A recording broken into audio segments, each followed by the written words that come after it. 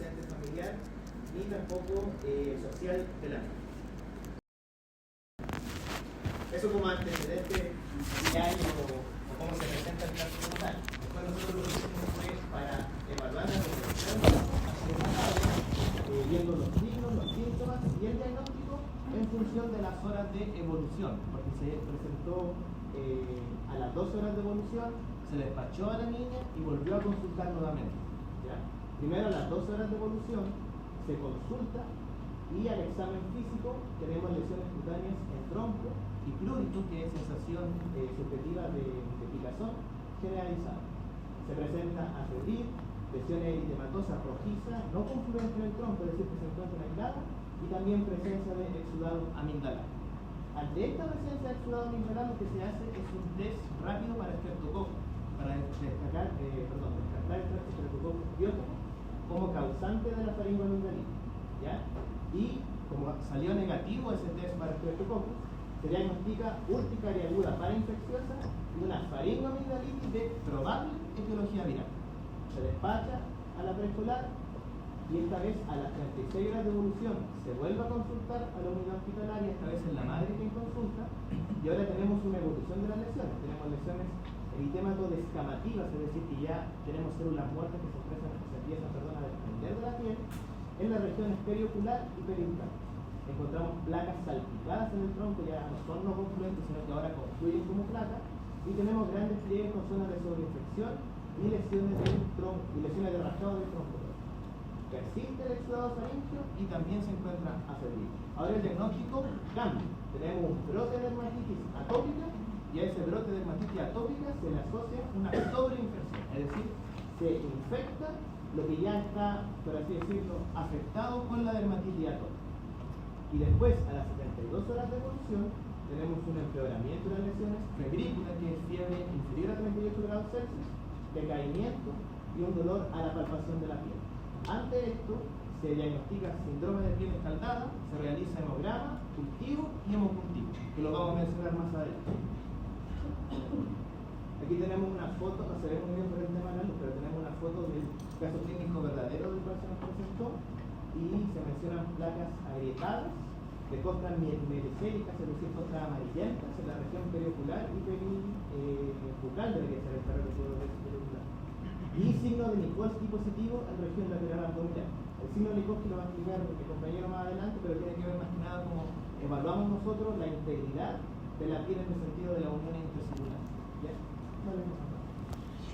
Y también mencionar datos relevantes de todo lo que nosotros entregamos. Los datos relevantes serían primeramente los antecedentes de dermatitis atópica, que la dermatitis atópica es una afección crónica, en el 85% de los casos se manifiesta antes de los 5 años, en la primera infancia, y por lo tanto tienen estas lesiones como mácula o vesícula, pápula o vesícula que se presentan más que nada en la primera infancia y que se encuentra en este caso muy relacionada con la hipersensibilidad sensorial y se puede asociar a la condición del espectro autista. Porque aparte de la dermatitis atópica, que tiene como uno de sus síntomas el prurito, aparte de eso la paciente presenta una hipersensibilidad sensorial que puede amplificar o exacerbar este sentimiento. ¿Ya? Ahora, la hipersensibilidad sensorial no solamente puede ser táctil, puede ser también de audición, de gusto, etc. Después tenemos el brote de dermatitis atópica con sobreinfección, es decir, que ante esta afección crónica ocurre una sobreinfección. Aquí podemos empezar a hablar de algún microorganismo, pero todavía desconocemos cuál es ese microorganismo. Y después el diagnóstico de síndrome de piel escaldada, que hace un poco más como sentido dentro del contexto de Staphylococcus aureus, pero recalco, todavía no tenemos como confirmación total de que este sea el causante etiológico de la enfermedad. Y ahí tenemos una imagen de la derecha como la representación o la manifestación clínica del síndrome de piel escaldada. Bueno, los exámenes que fueron realizados a la paciente en orden cronológico, tenemos el primero de todo, el test rápido para estreptococcus faríngeo, el cual salió negativo y que hizo que por ende el médico decidiera en un comienzo diagnosticar urticaria aguda parainfecciosa y faringoamigdalitis de posible etiología viral, el cual iría cambiando con respecto al resto de exámenes que tenemos resultados bastante, como por ejemplo el hemograma, en la cual se evidenció una leucocitosis, o sea que el cuento del leucocito estaba por sobre lo que se considera normal, tenía una concentración de 17.500, el cuento de 17.500 oro en milímetros cúbicos. Y lo normal en menores de 6 años es que está aproximadamente por 15.000. Otro parámetro importante es la proteína C reactiva, que para el que no lo sepa, la proteína C reactiva es una proteína producida en el hígado que más que nada sirve como, o aparece, se presenta y formada cuando hay algún proceso de inflamación en el cuerpo. Normalmente suele estar en niveles casi indetectables, así, niveles como 0,3 miligramos por decilitro, y acá lo que podemos encontrar es 4,3 miligramos por mililitro, muchísimo mayor, y que bueno, de por sí denota inflamación. Ya con los puros resultados del hemograma es que se diagnosticó el síndrome de piel escarlata de por sí, pero de todas formas después cuando ya se tuvieron los resultados del cultivo, más que nada el cultivo faríngeo y el hemocultivo salió negativo, quiere decir que no hay bacteriemia en la sangre, pero el cultivo faríngeo salió positivo para Staphylococcus aureus, bueno,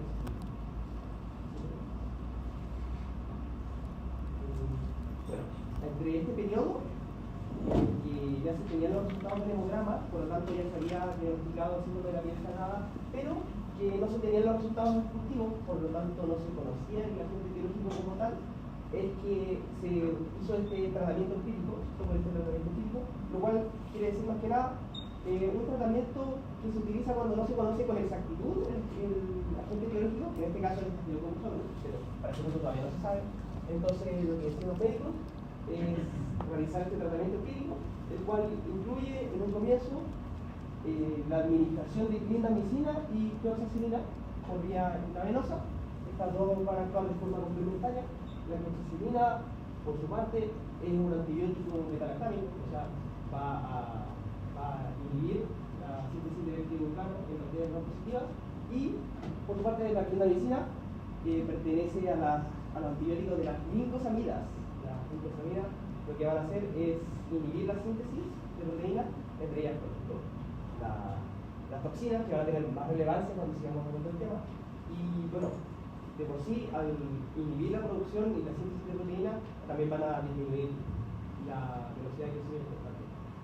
También se aplicó borato de sodio o bórax como crema tópica al 2%, esto se aplicó sobre las lesiones, y más que nada su efecto, aparte de ser antiséptico, es que reduce esta sensación de prurito y también reduce la irritación de la piel.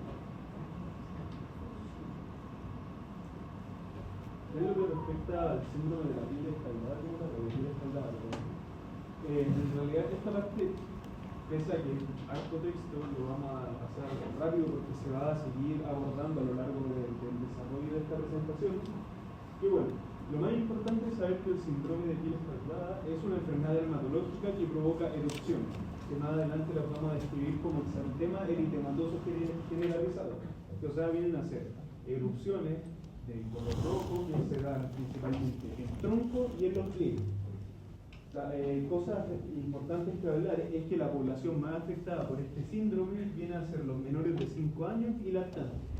El principal causante de esta enfermedad es Staphylococcus aureus y que ocupa como su mecanismo dos toxinas que son la ETA y ETB, que las vamos a ver más adelante también, pero que a grandes rasgos son proteasas de la desmogleína, o sea, y evitan o destruyen las uniones intercelulares o intercelulares.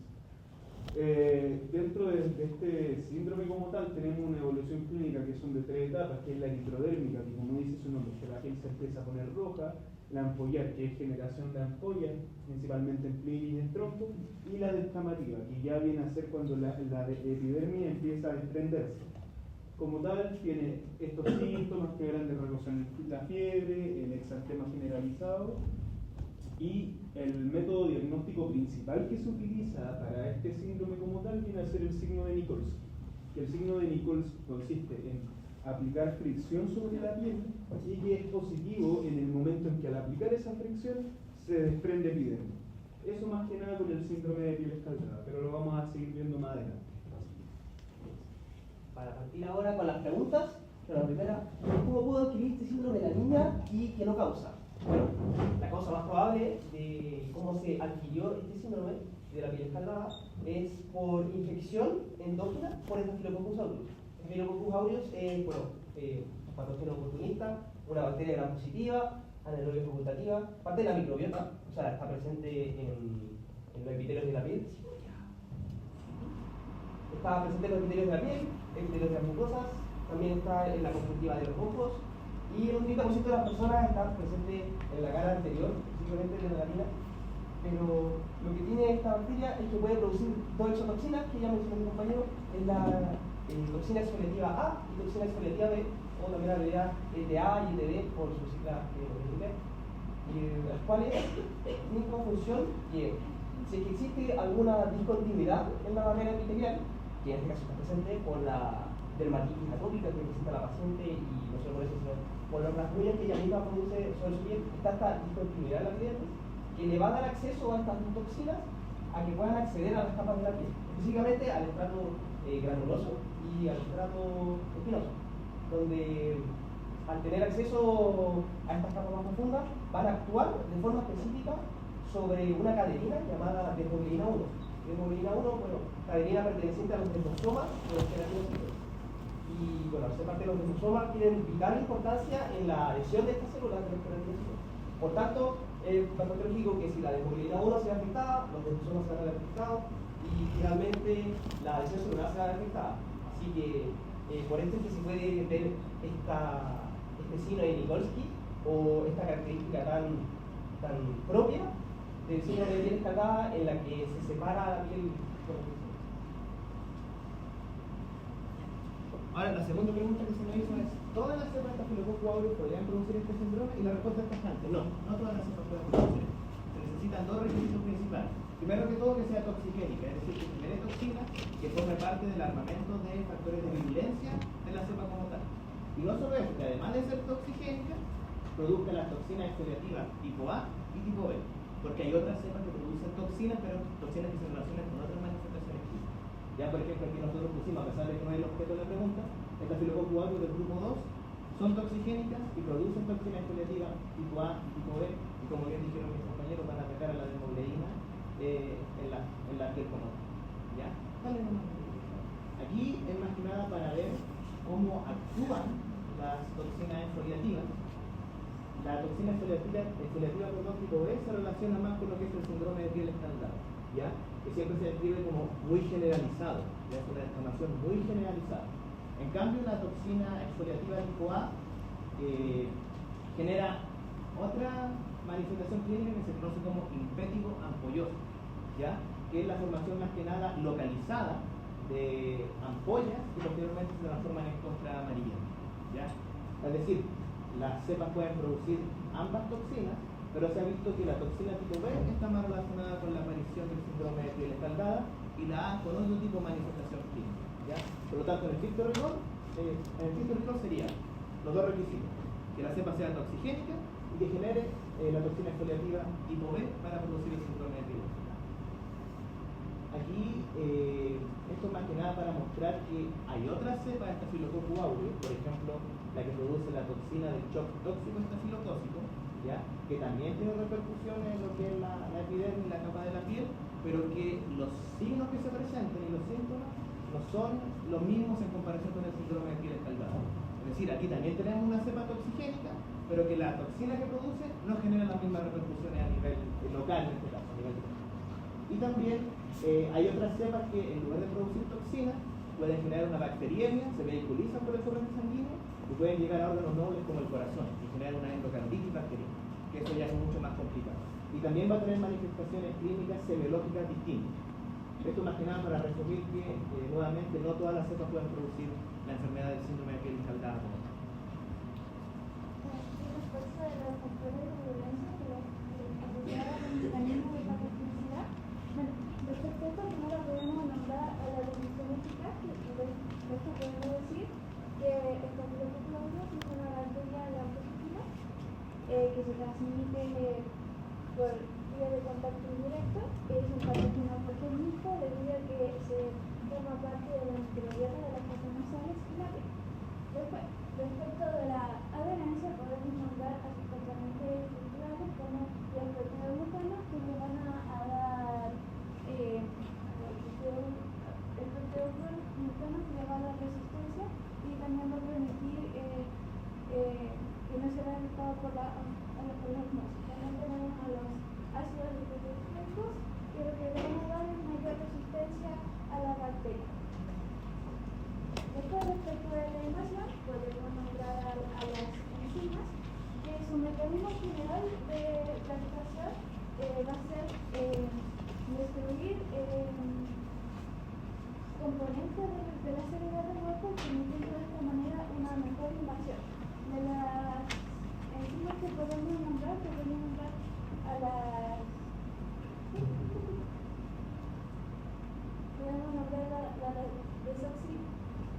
desoxirribonucleasa, la hidrogenasa, la coagulasa, la lipasa y la angiotensina. En general, como su nombre indica, lo que van a hacer es hidrolizar a estos componentes. Tanto por ejemplo, la desoxirribonucleasa va a hidrolizar el ADN, la hidrogenasa va a hidrolizar al ácido hialurónico, lo que pasa a los lípidos, y la angiotensina a la fibrina. Y la coagulasa lo que va a hacer aquí va a ser que va a tomar el fibrógeno que se encuentra en el plasma y lo va a convertir en proteína, lo que provoca coágulos. Esto es como se menciona la invasión. Después, respecto a la toxicidad, podemos nombrar a las toxinas, a las enterotoxinas, que estas más que nada van a actuar en el caso de una intoxicación alimentaria, cuando por así decirlo, se come la bacteria, lo que va a causar ciertas manifestaciones a nivel gastrointestinal. Tenemos, por ejemplo, la toxina del shock tóxico, que va a causar, como su nombre indica, el síndrome del shock tóxico. Las toxinas citolíticas, dentro de las cuales podemos nombrar el alfa, beta, delta, gamma, y las toxinas, que su mecanismo general de actuación va a ser que se pongan los receptores de la célula, va a formar un polo en la zona de fósforo, y con esto va a llevar a la célula a la apoptosis, que va a generar un desequilibrio en el flujo de tanto iones o ATP.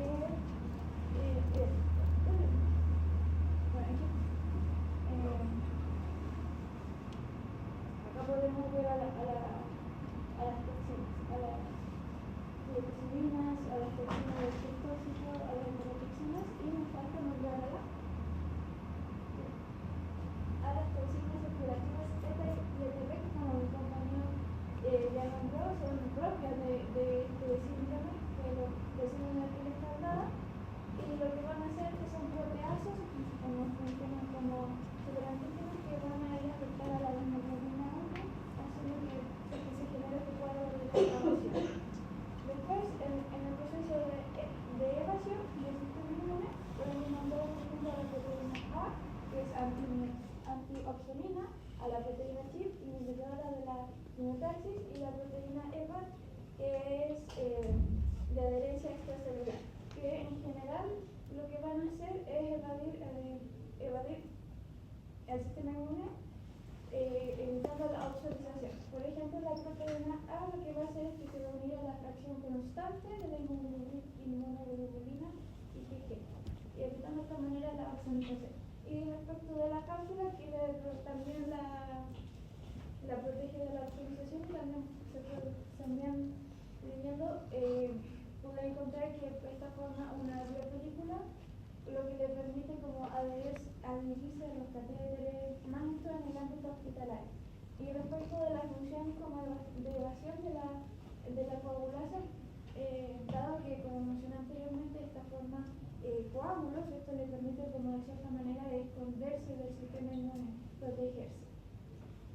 Bueno, en esta foto aquí se resume un poco todos los factores de virulencia que tiene el Staphylococcus aureus. Que más que nada es. Respecto de la pregunta 4, que nos preguntan cuál es la relevancia del test de coagulasa. Bueno, ya mencioné en la diapositiva anterior que la coagulasa es esta enzima que pasa del fibrógeno a la fibrina formando coágulos. Ahora, tenemos distintas especies de estafilococos. Entonces, gracias al test de coagulación vamos a poder diferenciar de los positivos de los negativos, siendo positivo solamente el Staphylococcus aureus. De esta manera, pudiendo diferenciar como agentes etiológicos al Staphylococcus aureus del Staphylococcus epidermis y Saprophyticus, que podrían ser los posibles agentes etiológicos, los cuales tienen que estar presentes de la misma. Pero al hacer el test de coagulación nos permite saber que es un Staphylococcus aureus. Y bueno, después, ¿cuáles son las medidas de precaución que se van a poder indicar? Bueno, como mencioné, Staphylococcus aureus es una gran positiva que nosotros nos interesa y su vía de transmisión va a ser por contacto indirecto. Por lo cual, de acuerdo a la generalidad, si tocar por el ministerio, podemos decir que podemos montar la habitación o en el caso de ser muy costoso, aislamiento en unidad de corte, también podemos nombrar el uso de manos que se deben hacer en los 5 momentos de la atención clínica, el uso de elementos de protección personal, ya sea como guantes, mascarillas delantal y otros instrumentos que permitan la protección tanto de los médicos como de los visitantes. Ese elemento básico que en este caso es importante que los implementos de limpieza sean exclusivos de la sala, que se realicen tratamientos todos los días y también cuando la paciente se vaya. El traslado de pacientes, que en este caso debe ser restringido y también debe, en el caso de traslado, debe realizarse los implementos de protección personal y respecto de las visitas. Podemos decir, bueno, en este caso, como se trata de una menor de edad, una preescolar, obviamente va a tener que tener la visita de sus cuidadores, que en este caso sería la madre y la abuela.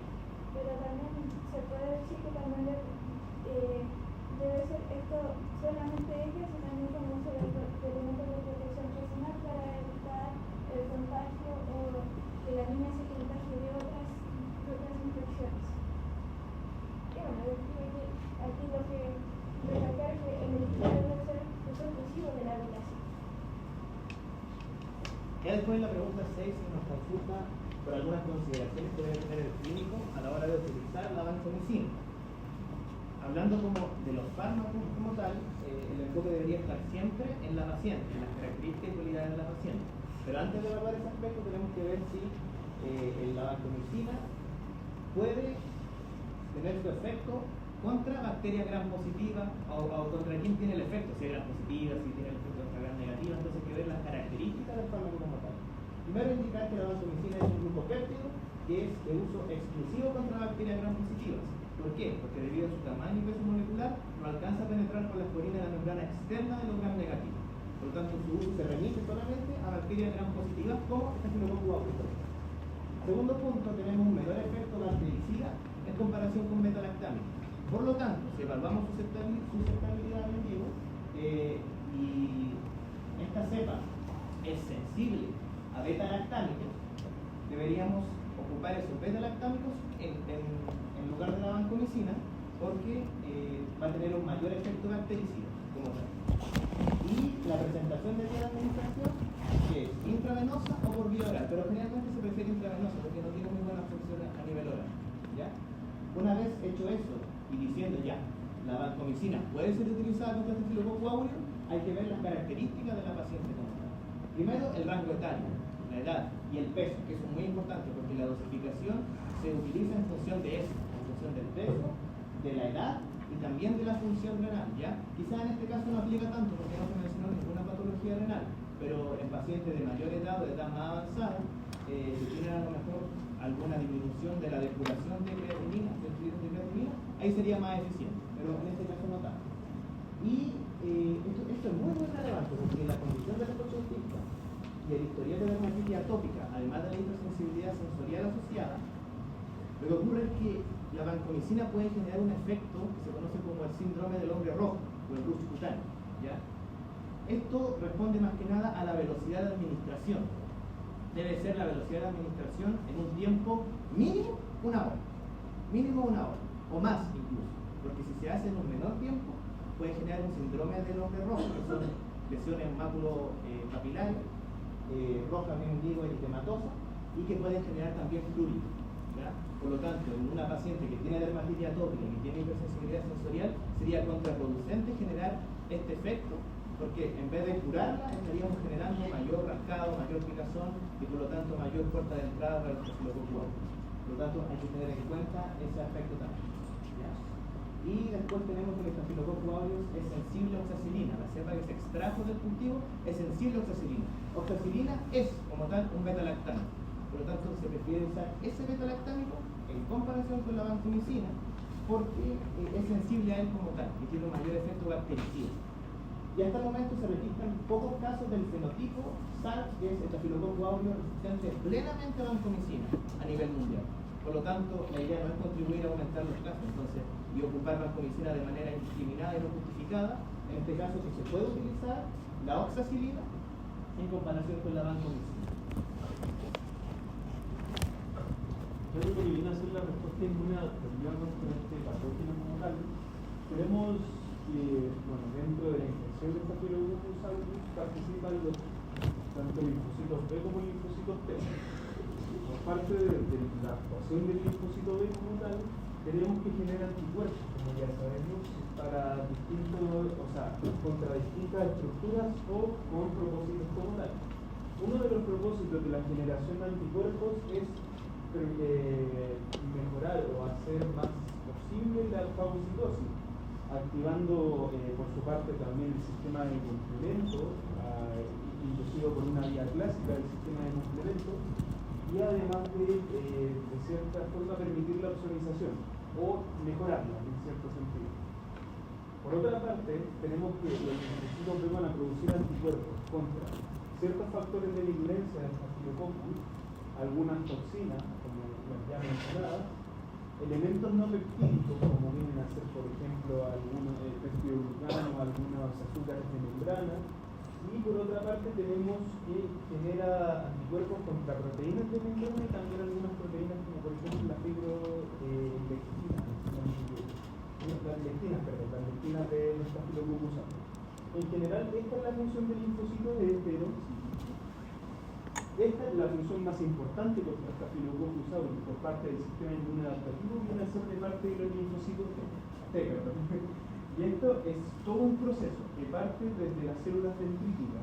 No es con el fin de mencionar más que nada la respuesta innata, pero es importante hablar de que las células dendríticas van a presentar el antígeno en el linfonodo más cercano a la zona de infección y van a liberar una interleuquina que va a permitir que el linfocito T produzca o exprese una proteína que viene a ser abreviada como CLA, que es el antígeno del linfocito cutáneo, que va a tener una función más adelante en la promoción de la inflamación. Por otra parte, las células dendríticas de la piel como tal van a producir un precursor de la vitamina D3 que al estar expuesto a la luz por la radiación solar se va a transformar en vitamina D3 y este va a ser un muy importante señalizador para los linfocitos T que estén en el linfonodo para que vayan a la zona de infección. Como tal, dentro de los linfocitos T tenemos 4 que son muy importantes, que vienen a ser el linfocito T helper 2, T helper 17, los T gamma delta y el T helper 1. Aquí en esta infección como tal, no hay acción de linfocitos T citotóxicos producto de que la infección no es intracelular. Entonces no tienen mucho que hacer en este caso. Por parte de la acción de los linfocitos, tenemos que la acción del linfocito TH2 se ha visto como negativa para poder enfrentar la infección como tal. Produce inflamación, o la media, libera algún patrón de interleuquinas, que son la interleuquina 4, la interleuquina 3 y la interleuquina 10, que van a promover la inflamación, pero que también paradójicamente se ha visto que aumentan la sobreinfección de Staphylococcus aureus y que también aumentan su colonización. Por ende, el efecto es paradójico, por así decirlo. Pero por otra parte, tenemos acciones tanto del linfocito T-Helper 1, T-Helper 17 y T-gamma delta, que vienen a ser, una de ellas da el reclutamiento de neutrófilos. Liberan ciertas interleuquinas, como viene a ser, por ejemplo, el interferón gamma, como viene a ser la interleuquina 17, A y F, que van a permitir que los neutrófilos migren, o que van a reclutar neutrófilos y va a permitir que migren. Además de que también va a permitir la génesis y el nacimiento de ciertos granulocitos. Todo esto con funciones más que nada defensivas, liberando ciertos péptidos o fagocitando hasta Staphylococcus como tal. Y por otra parte tenemos la acción de TH17 y los linfocitos T-gamma delta, que en esta infección en particular son muy importantes, incluso más importantes que los linfocitos T con TCR alfa beta. Dentro de sus funciones está el tratar con los granulocitos y les van a inducir, dependiendo del patrón de citocinas que liberen, van a inducir que liberen ciertas proteínas o ciertos péptidos que van a atacar a esta Staphylococcus, como vienen a ser algunas defensinas, como vienen a ser algunas catequicidinas, o por ejemplo algunos factores que van a permitir la inflamación, como viene a ser el TNF o el TSLD, si no me equivoco, que va a permitir que crezca la población de linfocitos T. Y por otra parte también van a liberar otro patrón de citoquinas que va a permitir la replicación de los queratinocitos, cosa de poder tener mayor, una tropa más grande, por así decirlo, y también como efecto lateral recuperar el daño que se provoca por toda esta respuesta y toda la infección. Y esa es la respuesta adaptativa que pudimos encontrar. Ahora, para terminar con las preguntas del caso, les vamos a presentar los tres determinantes sociales que como grupo consideramos que eran los más relevantes a la hora de abordar para poder lidiar con el caso. El primero es la educación y cuidados. Educación y cuidados se refiere a cuidados respecto a la prevención de infecciones y cuidados para la condición de la dermatitis atópica, la cual ya hablamos que es una enfermedad crónica, por tanto va a necesitar constante cuidado. Esto sería lo óptimo, sería que se educara a la cuidadora principal, la cual se explicó en el caso, que era la abuela de la persona. Otro determinante social clave que tenemos es la hipersensibilidad sensorial asociada a la condición del espectro autista, que menciona la madre de la paciente,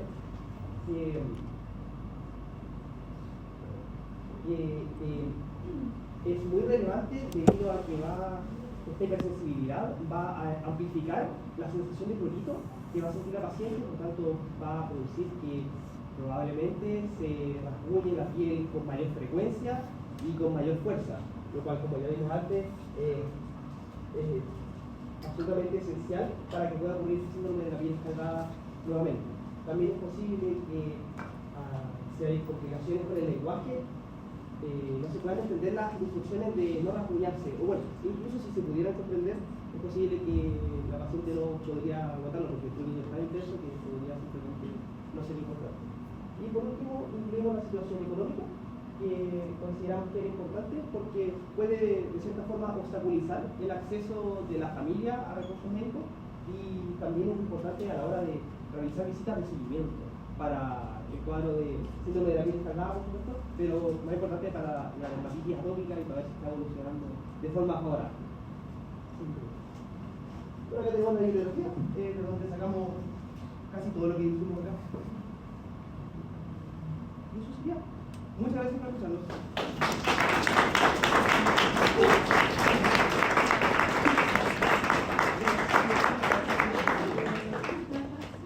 Ya. Felicitaciones, de verdad, me gustó mucho la presentación. Sobre todo el ordenamiento que hicieron de los antecedentes para que pudiéramos visualizar, ¿cierto?, cómo habíamos llegado a la situación de la paciente respecto de la gente, así que igual los felicito, fueron bastante concretos en las respuestas, así que vamos a pasar a la parte de las preguntas. Carmen, ¿quieres partir? Bueno, sí. 4. Sí, porque son 4 preguntas. Bueno, en general lo que yo abordo un poco con ustedes siempre son factores de patogenicidad, el tema de la transmisión, así que por ahí van las preguntas. Me gustaría ver los factores de patogenicidad, que la verdad es que en el Staphylococcus aureus son bastantes. Esa es una Esa estaría bien. No sé si... ¿Esto que hablaste de los... ¿Cuál es tu nombre? Alicia. ¿Ah? ¿Javier? Alicia. No sé si ustedes se recuerdan cuando hablamos de factores de patogenicidad de las exotoxinas. Sí. ¿Cuáles son las exotoxinas? Y lo otro que me aclare si la toxina exfoliativa A y la B son exotoxinas o no, y por qué lo serían. O sea, todas. Las exotoxinas van a actuar fuera de donde el patógeno está. Por ejemplo, en este caso, Se habla un poquito más fuerte, porque habla bastante. que la exotoxina exfoliativa en este caso está la FDA y FB, por ejemplo, el Staphylococcus aureus, al ser un patógeno multifílico, especialmente se encuentra en la piel, en las mucosas, en las conjuntivas, y al infectar, al entrar, va a mandar sus exotoxinas a la piel, que en este caso es característico y lo que produce el polvo, que en este caso la FDA y la FB van a ir directamente a la piel. O sea, lo que me refiero es que las exotoxinas no actúan en el mismo sitio donde se da como la multiplicación de la bacteria. Ya, perfecto, ¿cierto? Ese es el concepto de exotoxina, además que son solubles. ¿Ya? ¿Qué diferencia tiene con las invasinas, que también son enzimas? ¿Notas alguna diferencia? Yo quiero que hagan notar esa diferencia, que de repente no es tan fácil, pero...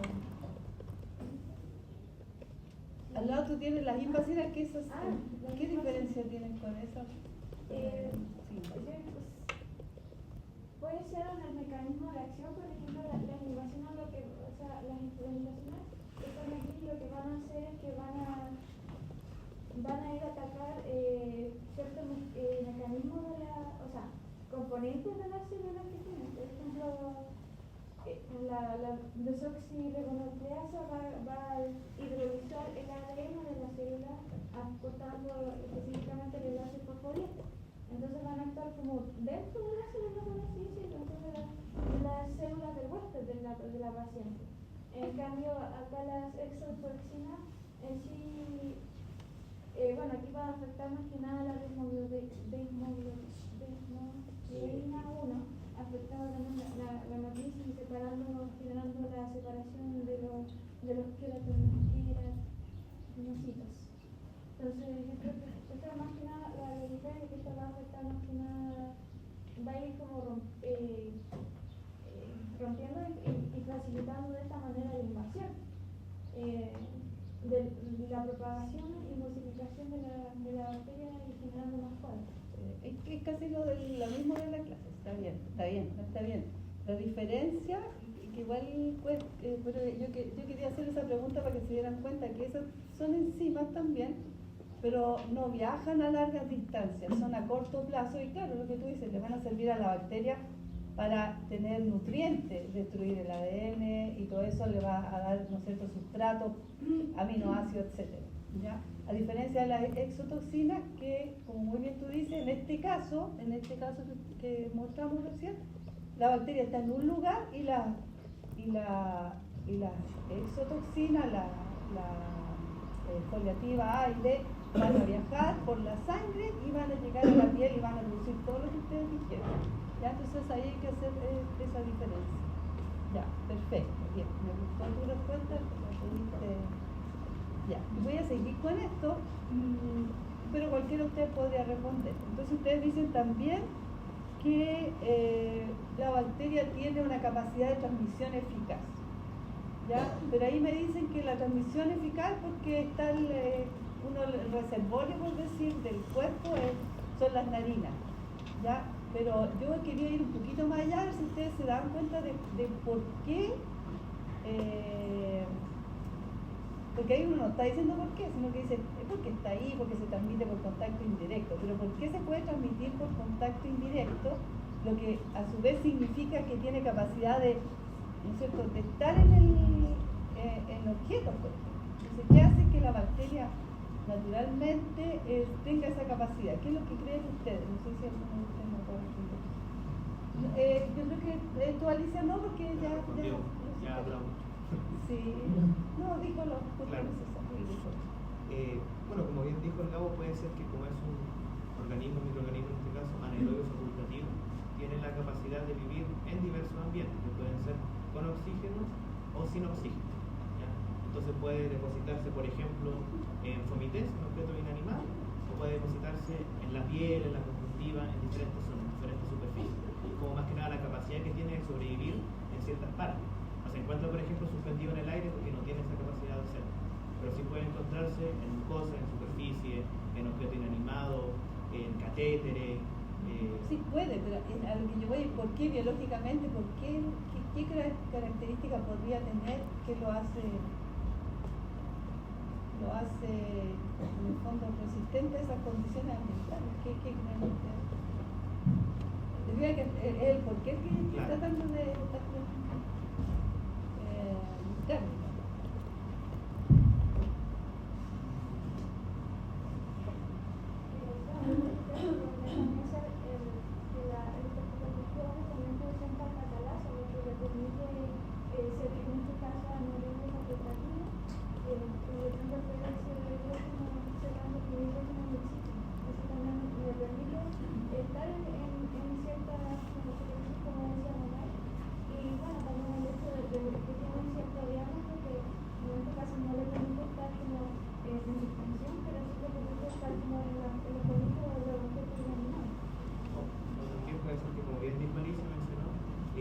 Se ha notado hasta el momento la presencia de una biopelícula también en el microorganismo. Entonces la biopelícula también puede protegerlo del ambiente, de hecho puede proteger a varios microorganismos dentro del ambiente y por lo tanto pueden resistir en superficie o en otras partes. ¿Ya? Sí, esa. Al final de su estructura biológica, esa pared gruesa, la capacidad de bioquímica. La catalasa, hasta donde se sabe, funciona más que nada cuando es fagocitada y actúa como un factor que la protege contra, digamos, a su vez las... ¿Sí entiendo, no? Sí, me parece que es por ahí va. Seguramente contra los intermediarios reactivos del oxígeno. Eso. Okay. Exacto, sí, eso es. Entonces hice esa pregunta y ya lo otro tiene que ver con transmisión. ¿Ya?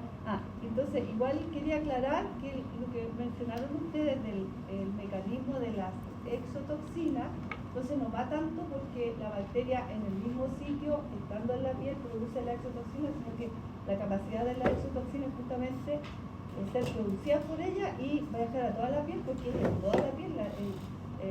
Digamos, esta enfermedad la pueden encontrar en niños de meses, que ni siquiera ellos se logran rascar porque no saben. Entonces es la toxina la que va a la piel.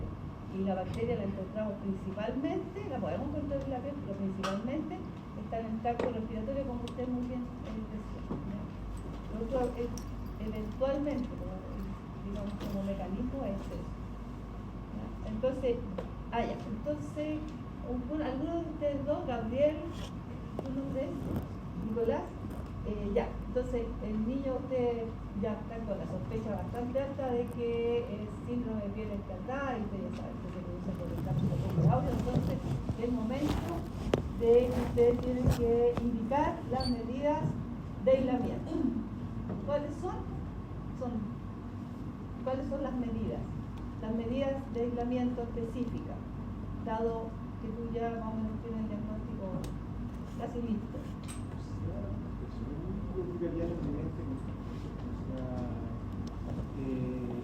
Ocupar instrumento solo para evitar que con cierta cercanía intentar agruparlo por cohorte.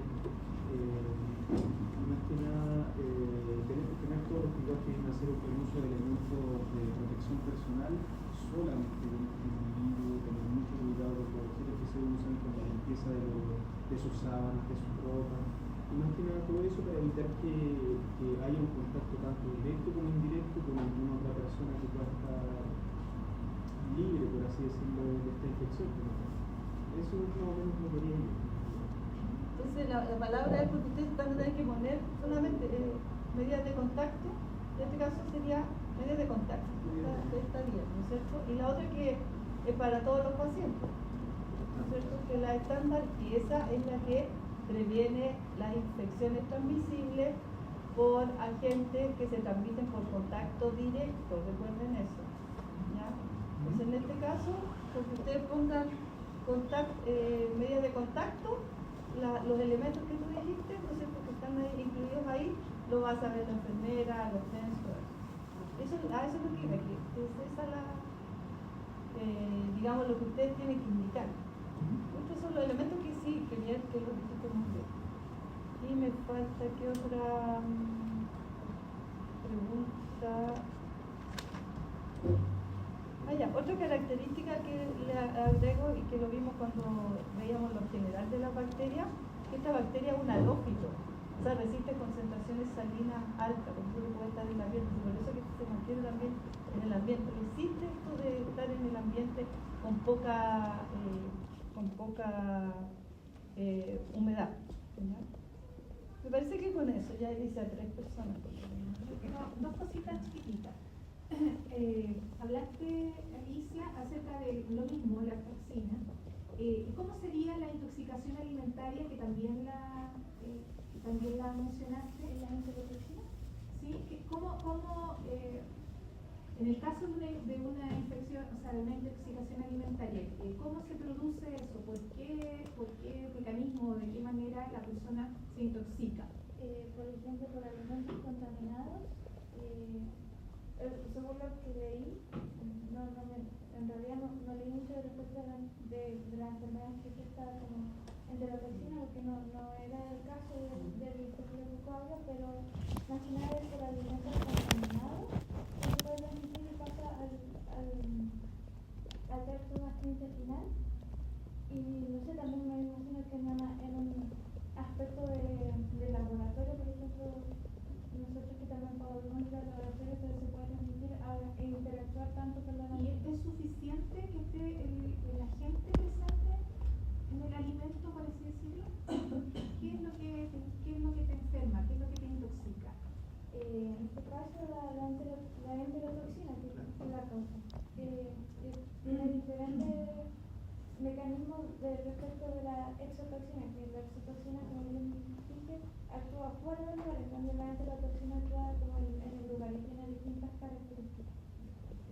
Y lo otro que quería preguntar a Manuel, que me resumieras, siento que habían antecedentes que teníamos que considerar antes de administrar la vancomicina. En el escenario de que la tuviéramos que administrar, ¿cuáles serían, para que me reforzáramos esa parte, los antecedentes que tenemos que tener antes de administrarle la vancomicina? En este caso, el peso y la edad. El peso, porque la dosis se utiliza en torno al peso de la paciente. La función también renal, que no se vea afectada, que en este caso tampoco se tiene. También tener cuidado con la autotoxicidad, que eso me faltó mencionar, porque la vancomicina puede generar autotoxicidad y se aplica o suministra concomitante con otros medicamentos. Entonces, si por ejemplo tú me estás dando esa indicación, ¿qué tendría que hacer el médico antes de indicar la vancomicina? Tendría que en la anamnesis o en la entrevista preguntar ese dato. ¿Ya? O pesar a la paciente, ver el peso también. ¿Ya? Eso para el peso. Claro. Para la función renal, ¿qué creo que hay que hacer? Para la función renal, podríamos ver el clearance de creatinina, por ejemplo, que eso podría servir. Y que de hecho eso se hace, pero se hace en pacientes más ancianos en ese sentido, porque hay una disminución en la depuración de creatinina normal. Pero si estamos pensando que tenemos que aplicar el vancomicina, es algo de lo que tenemos que hacer antes. Claro. Claramente. Sí, claro. Entonces sería, ¿el resumen? Entonces sería, para la función renal, el clearance de creatinina, el peso, la edad y también lo que mencionamos del rush cutáneo, o sea, también la velocidad de administración también. Sí, gracias a todos por la presentación, la verdad es que fue muy buena, muy clara, muy fluida, con énfasis que se hicieron en los temas, la verdad es que excelente presentación.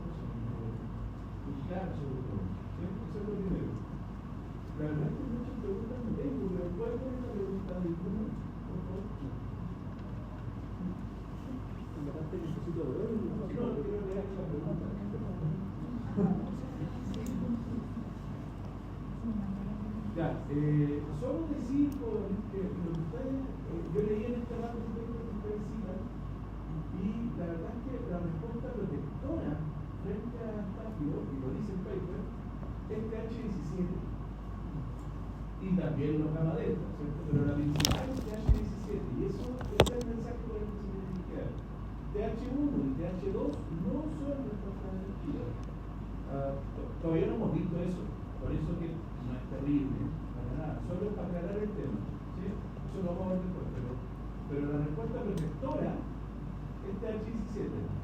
Se ha visto en algunos modelos que se puede activar TH1 y TH2, pero eso podría ser incluso una activación producto de un mecanismo de evasión del patógeno, porque los efectos de TH1 y TH2 juegan en contra la defensa contra esta infección, ¿sí? Y la que es efectiva, la que produce protección y realmente combate la bacteria es la TH17 y los gamma delta, ¿sí? Que ustedes lo mencionaron, pero los gamma delta pueden funcionar lo más que nada. Ojo con eso, y también hay un mensaje para ustedes que leen el paper y los demás que están en la bibliografía, la definición que hacen de la respuesta de H2 en el paper, porque es un paper, ¿cierto? La definición que hacen de H2 está en discusión o incluso podría ser que está obsoleta. Eso lo vamos a ver cuando veamos paradigma de H1, ¿sí? Solo aclarar eso, que la definición que dan de H2 está en desuso, incluso está en vías de abandono. De hecho, yo creo que ya está abandonada, de hecho, ¿sí? Así que ojo con eso para ustedes que vienen en el paper, porque a veces falta tener algunos elementos de contexto para poder tener claridad si realmente la información actualizada o confiable, ¿sí? Yo sé que fue un buen paper, una revista, pero TH2 no, ¿sí? De hecho, el mismo paper lo vincula más a reacciones de hipersensibilidad, ¿ya? Entonces, ojo con eso, ¿ya? Al curso en general. Entonces, el resumen es TH17, esa es la protectora. Si ven la activación de TH1 o TH2, va a ser un mecanismo de evasión del patógeno, ¿sí? O sea, el patógeno puede inducir la activación de una respuesta T helper inadecuada como un mecanismo de evasión. ¿Les parece razonable? Ese es un punto importante que obviamente vamos a discutir más adelante, solo para aclarar. Y solo una duda que me quedó respecto a lo que dijo Alicia, que la proteína A es una proteína que está en grabación y pide la autorización y une a IgG. Sí, eso salió respecto de la actividad la respuesta integral, que se unía a la reacción constante de la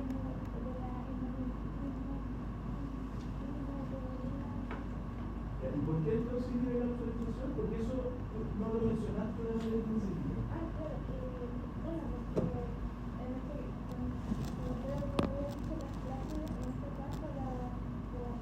la manija se agarra para epítetos y la reacción constante es la que genera la optimización y también la activación del contenido.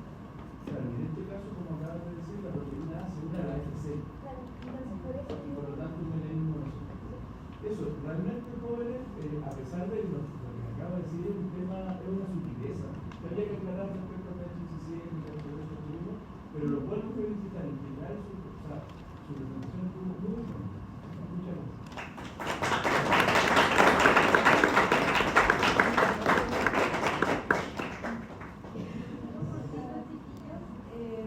También los felicito, me gustó mucho la presentación y voy a destacar algo que espero que los demás también lo puedan tomar cuando corresponda abordar sus casos clínicos, y es que en su lugar ustedes fueron integrando esas condiciones sociales, los determinantes sociales, al responder incluso otras preguntas del caso, ¿ya? Y eso es justamente el propósito que buscamos y que tiene que ver con esos considerandos, ¿sí? O sea, tenemos que tener esta precaución, el virus se comporta de tal manera, se contagia, por lo tanto, la niña tiene tal característica, tiene esta condición de hipersensibilidad, entonces lo tomaron permanentemente y eso facilita finalmente entender este tema de, en este caso, los determinantes sociales.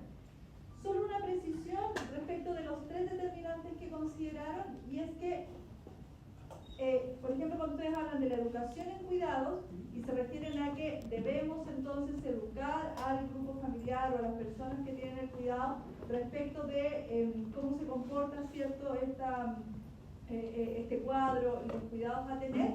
Ahí el determinante social tiene que ver más bien con poner ojo en el nivel educacional quizás de esas personas o quienes cuidan ese grupo familiar donde aparece la figura de una abuela, ¿cierto?, la madre, no sabemos quién más. Ese sería el determinante social a considerar, ¿cierto? Luego la hipersensibilidad o la condición del espectro autista de la niña, por cierto que era un determinante, y el factor socioeconómico que podría incidir, ¿cierto?, en algunas decisiones terapéuticas que ustedes como clínicos pudiesen entregar el día de mañana, ¿ya? Entonces está muy bien planteado, como reitero.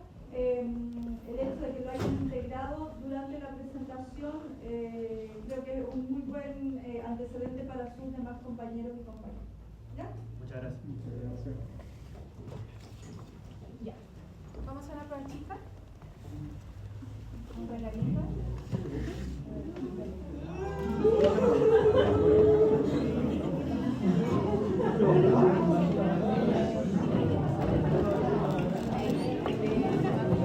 Los celulares, la mochila, los computadores.